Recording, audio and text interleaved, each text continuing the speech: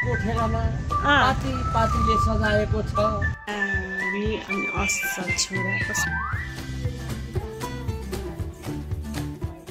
Hello साथीहरू, हजुरलाई स्वागत छ शान्तिको संसार युट्युब च्यानलमा। साथीहरू सदाझै फेरि पनि म नयाँ भ्लग अनि भिडियो लिएर हजुरहरू समक्ष आइसकेको छु। साथीहरू अहिले चाहिँ म छु अफिसमा अनि यो न्यानो न्यानो घामसँगै हजुरहरूलाई सम्झिँदै यो नयाँ फेरि भ्लग मैले स्टार्ट गरिसकेको छु।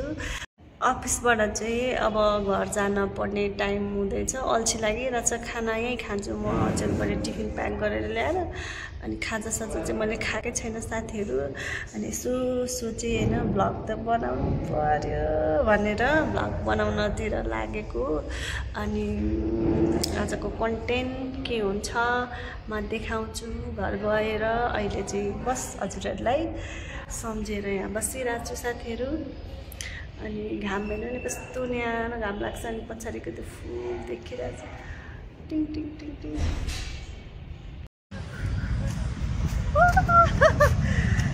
साथीहरू यहाँ चाहिँ एकदमै राम्रो फुलबारी छ, रमाइलो। यो चाहिँ अहिले पुरै जेएनजी आन्दोलन अलिक खत्तम भइसकेको थियो, तर अहिले बिस्तारै राम्रो हुँदै परिवर्तन हुँदै आइरहेको।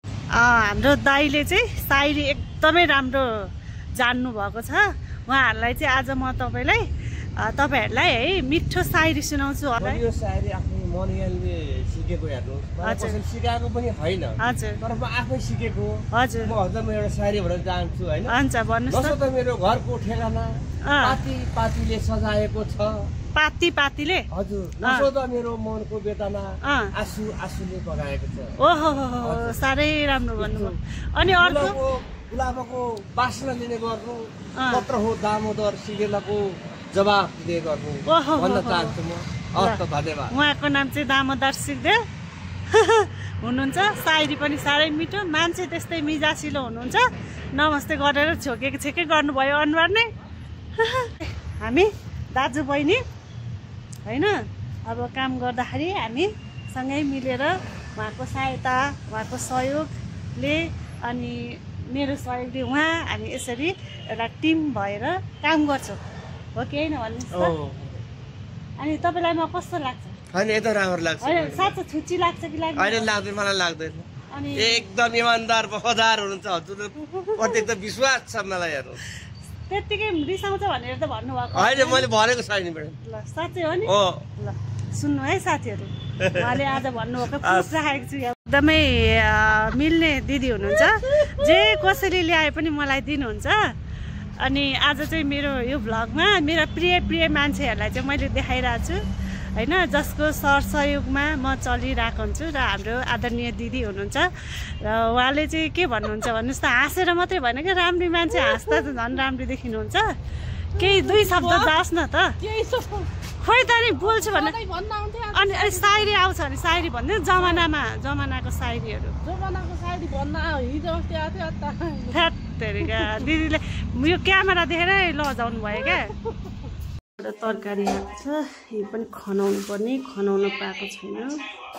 इस्कुस, यो इस्कुस त खाँदा खाँदा वाक्क लागिसक्यो हो मलाई त। अहिले म चाहिँ घर आइसकेँ। अनि त्यसपछि एकदमै चिसो बढिरहेको छ है, अहिले काठमाडौँ चाहिँ अत्याधिक चिसो भइरहेछ अहिले।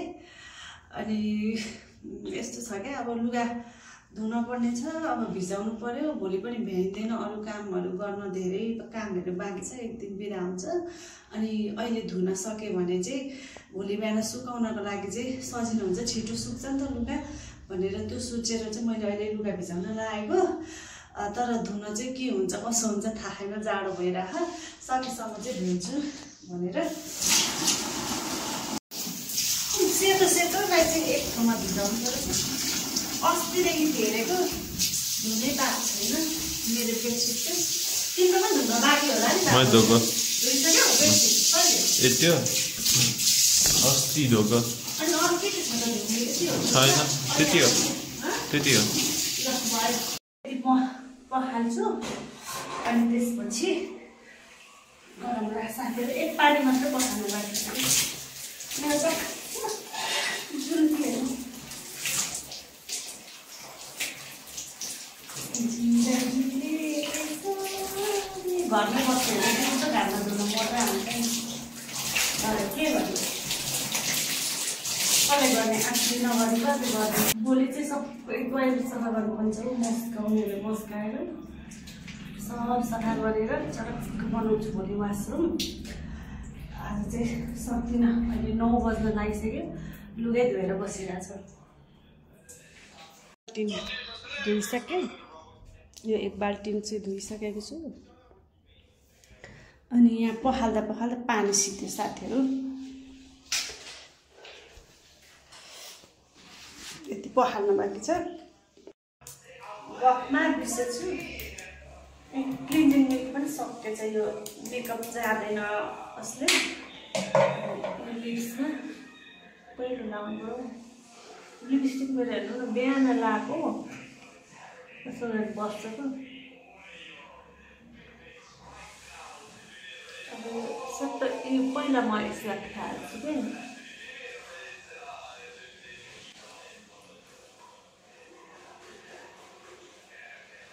उज्यालो कति राम्रो देख्छ कि भिडियो पनि राम्रो आउँछ क्लियर आएको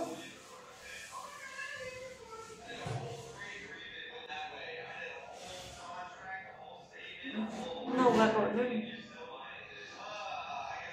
यो मस्कारा पनि कस्तो नराम्रो खालको क्या मैले राम्रै ब्रान्डको लाउँथेँ अनि अस्ति नै म इन्टर जाएको थिएँ त्यहाँ एकजना मेरो भाउजूले लगाएको थिएँ यति राम्रो लगायो त्यो उहाँको लगाएर अनि सस्तो पनि लिएको अब यसो केही भयो भने पानी पऱ्यो नि उयो कालो बस्ने त्यस्तो हुँदो रहेछ नि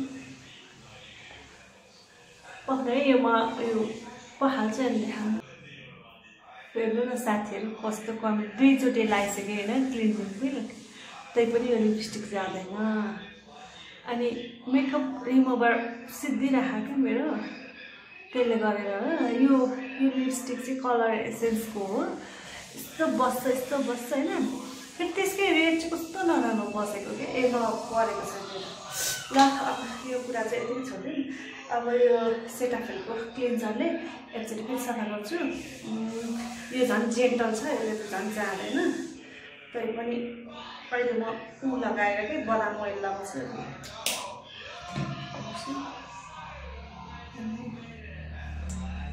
मेरो स्किन कस्तो राम्रो भएको छ अहिले खानाहरू राम्रो भएर क्या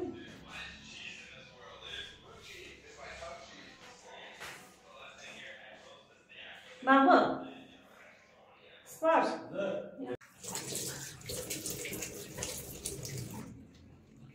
यतिको भयो अझै पनि गएन अहिले नै अब चाहिँ अहिले म कटाले पुस्छु अब म यो फेस प्याक लगाउन गएको यसमा चाहिँ छ कफी अनि मुल्तानी माटो अनि ओट्स हुन्छ नि ओट्स छ क्या ल मैले लगाएर देखाउँछु है ल साथीहरू मैले चाहिँ फेस प्याक लगाइसकेँ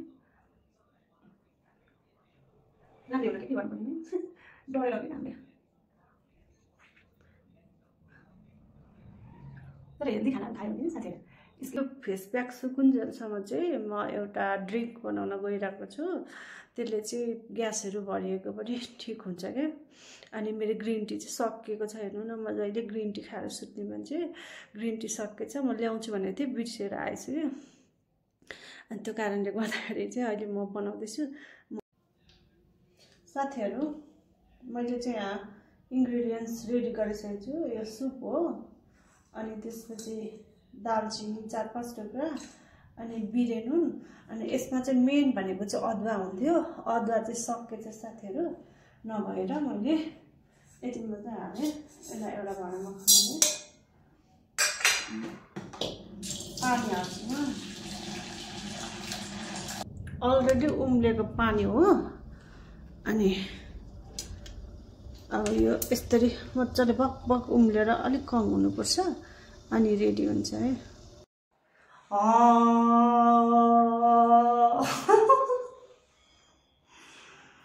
पानी हाल्छु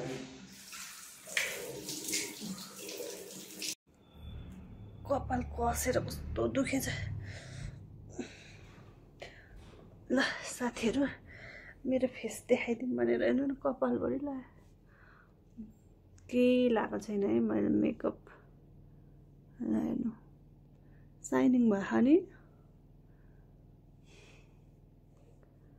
हात चाहिँ हेर्नु न मेरो फेस र हात कति डिफ्रेन्ट छ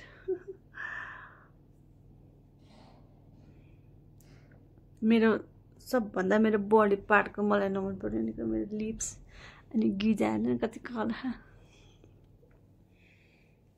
कपाल यहाँ अघि बाँधे त कस्तो छ ड्राई भएर खोइ मैले पानी कहाँ राखेँ फेरि है साथीहरू म पानी पानी चाहिँ यस्तो भयो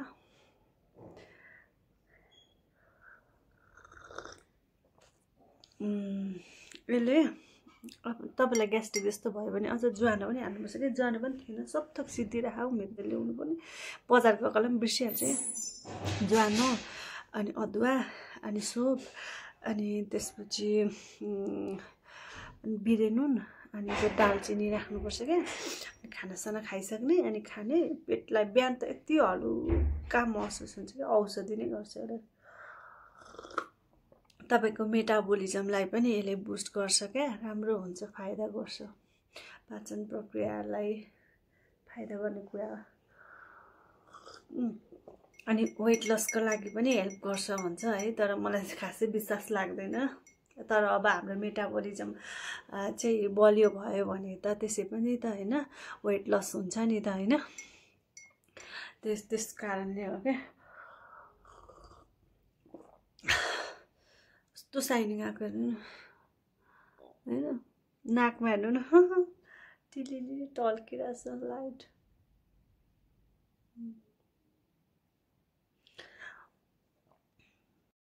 एउटा कुरा सेयर गरौँ भनेको क्या साथीहरू मलाई पहिला कति कमजोरी फिल हुन्थ्यो क्या अनि मैले मेरो एकजना दाइलाई हुन त मैले पहिला पनि खाएको थिएँ भिटामिन हैन अब तर नेपालको चाहिँ खासै राम्रो हुँदैन रहेछ मैले तराजबाट अनलाइनबाट मगाएको थिएँ के कम्पनीको थियो है त्यो खासै राम्रो थिएन तर मैले योपालि कोरियाबाट मगाएको थिएँ क्या एकजना मेरो दाइले ल्याइदिनु भएको थियो अनि त्यो खाइरहेको छु है मलाई पहिला म कति विक हुन्थेँ क्या मतलब चक्करहरू लाग्थ्यो अहिले त लाग्दैन कस्तो राम्रो गर्दो रहेछ है हामीले चाहिँ अलिअलि पैसा बचाएर अरू केही नखाए पनि मल्टिभिटामिन चाहिँ खानुपर्ने रहेछ जस्तो लाग्यो क्या मलाई मेरो स्किनहरूदेखि लिएर अनि त्यसपछि अनि अरू बेला मलाई होइन यो के अरे पिरियडको टाइममा यस्तो पेट र ढाड दुख्थ्यो तर योपालि चाहिँ मलाई जादु नै भएको जस्तो फिल भएको छ क्या केही पनि भएन कि मतलब त्यस्तो एकदम सन्चो भइरहेछ ज्यानहरू पनि त्यस्तो दुख्ने नदुख्ने स्किनहरू पनि ग्लो